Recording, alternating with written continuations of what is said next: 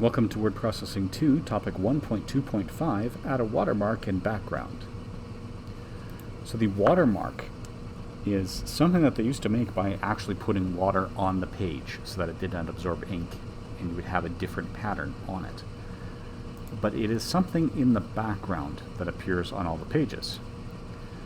So in Google Docs we can insert a watermark. Note that it's fairly new at the time of this recording.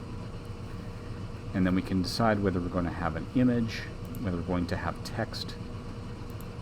So if we continue with the image, we can select one. With the image search by URL, we can upload so we know that it is something that we have the legal rights to. So we'll just go through and we will pick an appropriate photo from the ones that we have handy.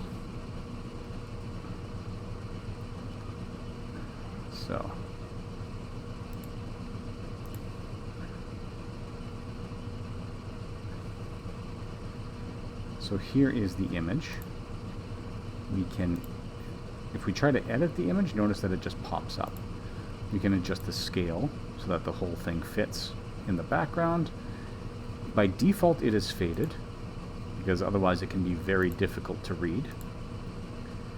We do have other options to rotate, to recolor, and make those adjustments as we do with others.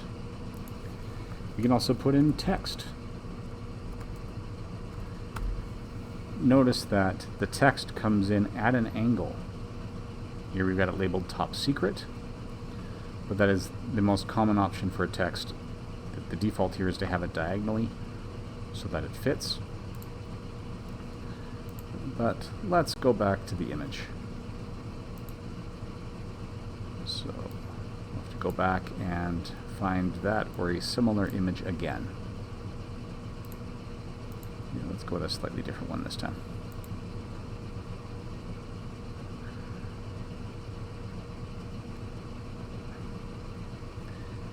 And it should upload soon.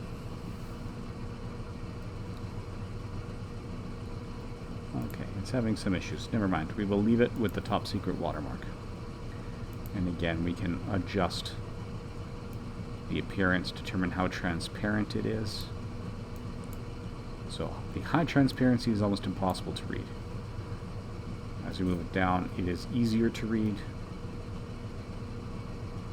So we do have a number of options here for the fonts, for the text, the transparencies. We can adjust our size as well. And now we have a watermark that runs on each page.